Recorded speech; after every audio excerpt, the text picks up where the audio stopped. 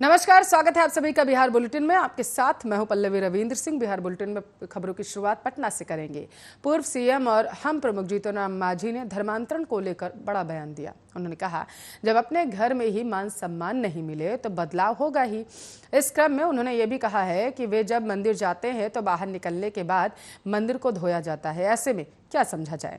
बता दें, गया जिले के अलग अलग हिस्सों में धर्मांतरण का मुद्दा गरमाया हुआ है। वहां कई लोगों ने हिंदू धर्म छोड़कर ईसाई धर्म अपना लिया। जो भी प्रखंड में लोग प्रार्थना सभा में शामिल हो रहे हैं, कहा गया है कि प्रलोभन और अंधविश्वास के कारण लोगों ने ऐसा किया है। इसी मुद्दे पर प्रश्न पूछे जाने पर मांझी ने ये बातें कही। पूर्व सीएम ने धर्म के अंदर भेदभाव को धर्मांतरण का मुख्य कारण बताया है और कहा है, घर में सम्मान नहीं मिलने पर ऐसा होना स्वाभाविक है। दूसरी जगह पर मान सम्मान मिल रहा है, लेकिन धर्म परिवर्तन से देश की एकता पर कोई खतरा नहीं। भारत धर्मनिरपेक्ष देश है। धर्म का अपने हिसाब से पालन और उसके प्रचार की यहाँ स्वतंत्रता है। ऐसी स्थिति में कौन कहाँ जहाँ जा रहा है यह मेरी नजर निजी समस्या नहीं है।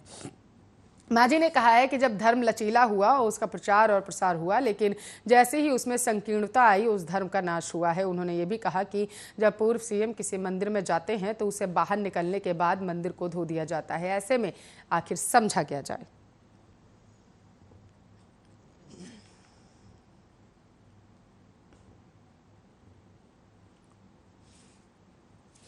तो बिहार में बालू का अवैध खनन एक बार फिर से बड़ा मुद्दा बन चुका है। इसमें होने वाले अवैध कारोबार पर लगाम लगाने के लिए राज्य सरकार ने कई कवायदें शुरू कर दी है, लेकिन इसके अवैध खनन पर रोक नहीं लगाई जा सकी। इसका भंडारण और बिक्री भी एक बड़ी समस्या है। अब बिहार सरकार के खान एवं भूतत्व विभाग ने एक बार फिर बालू की किल्लत और कालाबाजारी की चर्चा के बीच 4 जिलों में बालू की कीमत निर्धारित कर दी। इसके साथ ही संपर्क पदाधिकारियों के नाम और मोबाइल नंबर भी जारी किए गए हैं। जो व्यक्ति बालू खरीदना चाहते हैं पदाधिकारियों से संपर्क कर सकते हैं। खान एवं भूतत्व विभाग ने इस संबंध में आदेश जारी कर दिया है। खान एवं भूतत्व विभाग द्वारा जारी आदेश के मुताबिक पटना जिले में बालू की कीमत प्रति 100 CFT 4027 रुपये निर्धारित की गई है, जबकि भोजपुर में 4000 रुपये प्रति 100 CFT बालू मिल सकेगी। औरंगाबाद और रोहतास में बालू के 100 CFT के लिए 3950 रुपये देना होगा। खान एवं भूतत्व विभाग ने लोगों की सुविधा के लिए 4 अधिकारियों के नाम और नंबर भी जारी कर दिए।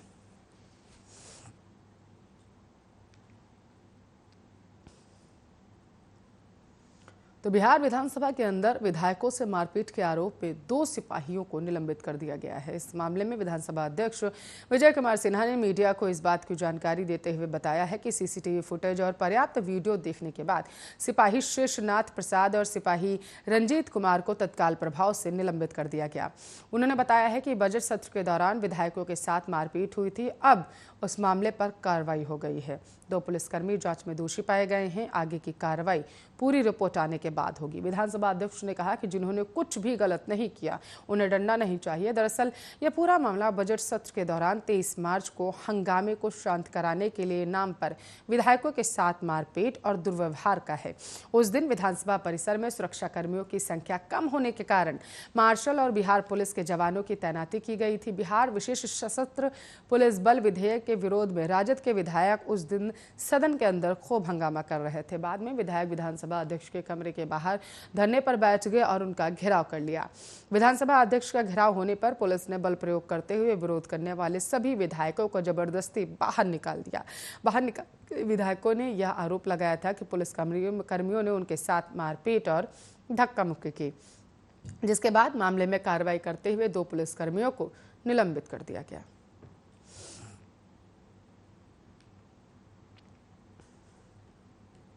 बिहार बुलेटिन में खबरों में आगे बढ़ेंगे। आपको बता चले, पटना में STF टीम को बड़ी सफलता हाथ लगी है। STF की टीम ने 50,000 के इनामी कुख्यात बदमाश मुन्ना मिश्रा को गिरफ्तार कर लिया है। STF ने बदमाश मुन्ना मिश्रा के पास से AK-47 बरामद किया है। गोपालगंज पुलिस के सहयोग से STF ने बदमाश को गिरफ्तार किया है। बताते चले कि बदमाश पर कई आपराधिक मामले चल रहे थे, जिस वजह से वो काफ़ी समय से फरार चल रहा था। पुलिस ने अपराधी से पूछताछ शुरू कर दी है। बता दें कि कटैया थाना क्षेत्र के जमुनुआ बाजार में शिक्षक दिलीप सिंह की गोली मारकर हत्या करने के मामले में कुख्यात मुन्ना मिश्रा फरार चल रहा था। दरअसल जमुआ बाजार निवासी शिक्षक दिलीप सिंह अपने भाई की गिट्टी बालू की दुकान पर था। यहाँ 4 बाइक पर सवार 6 बदमाश वहां पहुंचे और उन्होंने AK-47 से शिक्षक दिलीप सिंह पर गोली चलानी शुरू कर दी, जिससे शिक्षक की मौत हो चुकी है। इस घटना के बाद शिक्षक के भाई राजेंद्र सिंह ने कुख्यात मुन्ना मिश्रा सहित 6 लोगों के खिलाफ FIR दर्ज कर ली। हत्या में AK-47 का इस्तेमाल की बात आने के बाद पटना से STF की टीम भेजी गई, जिसके बाद पुलिस और STF की टीम छापेमारी कर बदमाशों की गिरफ्तारी करने लगी थी।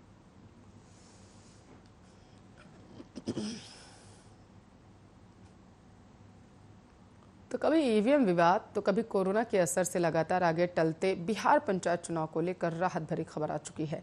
राज्य निर्वाचन आयोग के मुताबिक पंचायत चुनाव के लिए करीब 1.5 लाख EVM बिहार पहुंच चुकी है। निर्वाचन आयोग ने चुनाव को लेकर जो तैयारियां की हैं उसमें 10 फेज राज्य में पंचायत चुनाव कराए जाने हैं।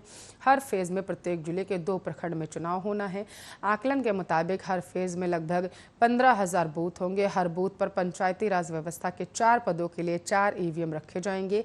इस तरह हर फेज में करीब 60,000 EVM की जरूरत होगी। आयोग की प्लानिंग के मुताबिक पहले फेज के EVM का इस्तेमाल तीसरे फेज में किया जाएगा, वहीं दूसरे चरण के EVM का चौथे चरण में किया जाएगा। इस तरह 1,20,000 EVM को राज्य निर्वाचन आयोग 10 चरणों के चुनाव में चरणवार तरीके से इस्तेमाल करेगा। पहली बार EVM मशीनों से कराए जा रहे पंचायत चुनाव में ग्राम कचहरी के 2 पदों के लिए बैलेट पेपर से चुनाव होगा, जबकि पंचायत के 4 पदों के लिए EVM से चुनाव होंगे। पंचायती राज विभाग और राज्य निर्वाचन आयोग से मिल रही जानकारी के मुताबिक अगस्त के अंतिम सप्ताह तक चुनावी अधिसूचना जारी हो सकती है। आयोग इससे जुड़ा प्रस्ताव पंचायती राज विभाग को तैयार कर भेजेगा। इसके बाद विभाग इसे कैबिनेट में रखेगी, जहां से स्वीकृति के बाद चुनावी तारीखों का ऐलान होगा।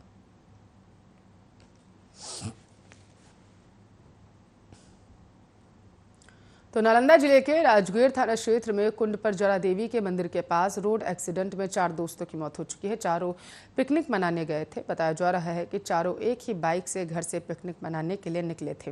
रास्ते में एक तेज रफ्तार बस ने बाइक को रौंद दिया, जिसमें 3 की मौके पर ही मौत हो गई है, जबकि एक की अस्पताल में इलाज के दौरान मौत हो गई है। मौत के बाद मृतकों के घर में कोहराम मच गया है। परिजनों ने बताया है कि आज सुबह पिकनिक मनाने के लिए सभी दोस्त एक साथ घर से बाहर निकले थे। दोपहर बाद राजगीर पुलिस द्वारा सूचना दी गई कि कुछ युवकों का एक्सीडेंट हो गया है। परिजनों ने यह भी बताया कि मृतक दीपू ने नई बाइक खरीदी थी और आज ही गाड़ी का नंबर मिला था।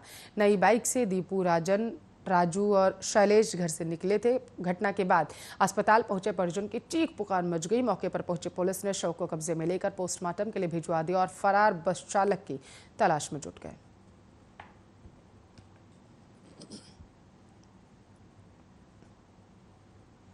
तो बिहार में पंचायत चुनाव के दौरान किसी राजनीतिक पार्टी के झंडे बैनर का इस्तेमाल करने पर उम्मीदवार की उम्मीदवारी रद्द कर दी जाएगी।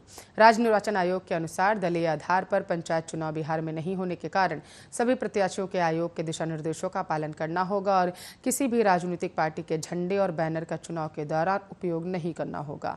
आयोग ने इस संबंध में सभी जिलों के जिला निर्वाचन पदाधिकारी, सह जिलाधिकारी को निर्देश जारी कर दिया। आयोग के अनुसार सभी जिलों में मतदान केंद्रों का भौतिक सत्यापन कराया जाएगा। इसके आधार पर ही मतदान केंद्रों को लेकर आगे की कार्रवाई की जाएगी। जानकारी के अनुसार पंचायत चुनाव 2016 में स्थापित मतदान केंद्रों का आयोग द्वारा नियुक्त प्रेक्षकों से मतदान केंद्रों का भौतिक सत्यापन कराया गया था।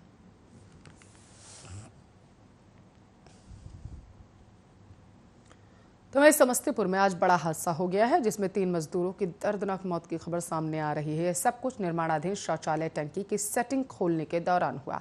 मामला मोहद्दीनगर थाना क्षेत्र के हसनपुर गांव का है, जहां सुबह सुबह कोहराम मच गया। यहां निर्माणाधीन शौचालय टंकी की सेटिंग खोलने 3 मजदूर टंकी के अंदर घुसे थे। घंटों बाद जब टंकी से तीनों मजदूरों की कोई आवाज नहीं सुनाई दी तो बाकी मजदूरों ने झांक के देखा। पता चला टंकी में उतरे तीनों मजदूर जहरीली गैस की वजह से बेहोश हो गए थे। तीनों को लोगों ने काफी मशक्कत के बाद टंकी से बाहर निकाला और आनन फानन में अस्पताल ले जाया गया, जहां डॉक्टरों ने उन्हें मृत घोषित कर दिया।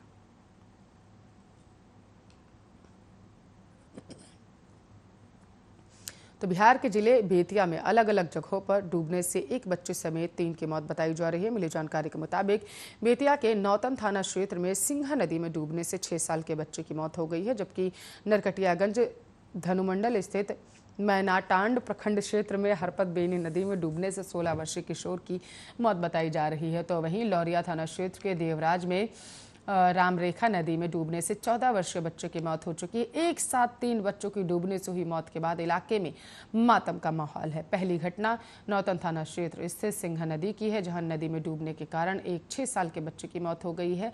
मृतक नौतन थाना क्षेत्र के पांडेटोला गांव निवासी था। स्थानीय लोगों ने बताया कि वो नदी किनारे खेल रहा था, तभी पैर फिसल जाने के कारण सिंघा नदी में बच्चा डूब गया, जिसकी सूचना स्थानीय प्रशासन को दी गई और मौके पर पहुंची एनडीआरएफ की टीम ने काफी खोजबीन के बाद बैरिया थाना के मच्छरगांवा पुल के पास से शव को नदी से बाहर निकाला। वहीं मैनाटांड थाना क्षेत्र के बसठा गांव में हरपत बेनी नदी में डूबने से 16 वर्षीय किशोर की मौत हो गई है। बताया जा रहा है कि शौच के लिए गए 16 वर्षीय बालक का पैर फिसल गया, जिससे वह हरपत बेनी नदी में गिर गया और डूबने से उसकी मौत हो गई।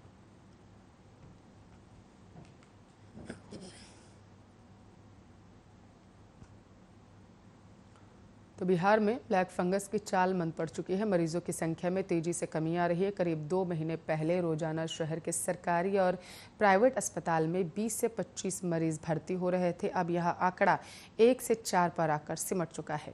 इसी क्रम में गुरुवार को IGIMC में 2 कोरोना और 2 ब्लैक फंगस के मरीज भर्ती किए गए थे। PMCH में 2 फंगस के मरीजों को भर्ती किया गया था। राहत की बात तो यह है कि दोनों अस्पताल में एक ही मरीज की कोविड और ब्लैक फंगस से मौत नहीं हुई है। नालंदा मेडिकल कॉलेज अस्पताल में गुरुवार को कोरोना से एक भी संक्रमित मरीज की मौत नहीं हुई। वहीं अस्पताल में कोई नया मरीज भर्ती नहीं किया गया। एक मरीज को ठीक होने के बाद घर भेज दिया गया। पटना एम्स में भी एक भी मरीज की मौत कोरोना से नहीं हुई।